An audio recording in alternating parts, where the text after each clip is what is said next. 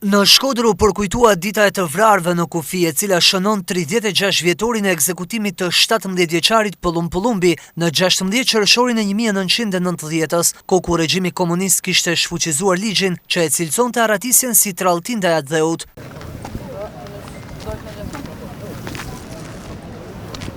Vetëm në vitet 90 në kufi u vran 54 të rinje të reja në përpjekje për të shkuar drejt lirisë. Ishte burgosur politik të regjimit komunist dhe banor të Shkodrës e përkujtuan këtë ditë, e cila 3 dekada më parë u shoqërua me demonstratën e të rinjve në rrugët kryesore të Shkodrës, shoqëruar me thirrjet kundër komunizmit dhe drejtuesve politik të kohës. Ky krim nuk duhet harrohet kurrë, dhe njëkohësisht nuk duhet harrohet protesta aty në trive shkodran, që në atë kohë të merri patin guxim me dal këtu me parullat tashpra kundër komunizmit.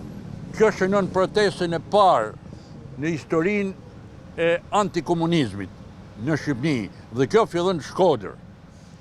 Për koincidencë, sot kjo protestë merr një vlerë më të madhe, sepse jemi në pragun e protestave që rinia shqiptare, brezi i ri shqiptar, është të zhvillu për ditë në Tiranë për me ndryshu këtë sistem korruptuar me të cilët sot po jetojnë shqiptarët.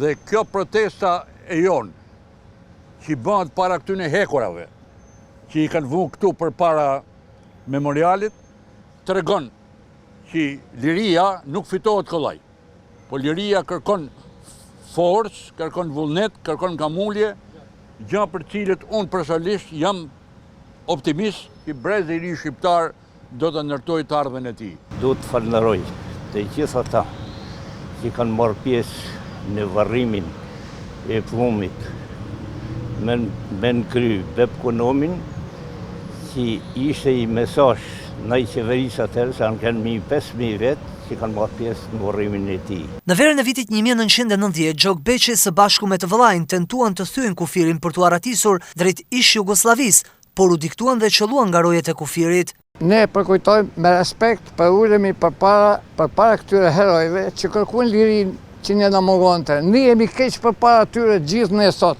sepse këta kërkuan lirin në sa të tjerë këtu duhet të krisin regjimin. Edhe sot ne përkulemi me shumë respekt përpara tyre.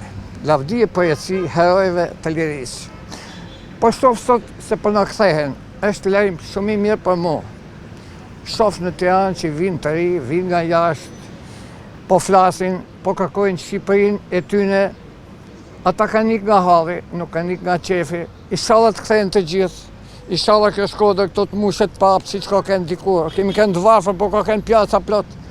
Sot vetëm ka të huaj më shumë se sa shqiptarë. Të pa ata ne kanë lënë me gjak këtë vend, ne po e braktisim, ne po e shesim, ne po e falim. Pra, një farë mënyre ne po hedhim poshtë prindrit dhe njerëzit tanë. Dhe shumë prej tyre nuk kanë as varre sot. Unë kam 2 pjesëtarë të familjes që janë pushkatuar në vitin 90, nga i lizi famkes i Ramiz Alis, i cili tha nuk përban tradhtin aja dhëut, po masë administrative.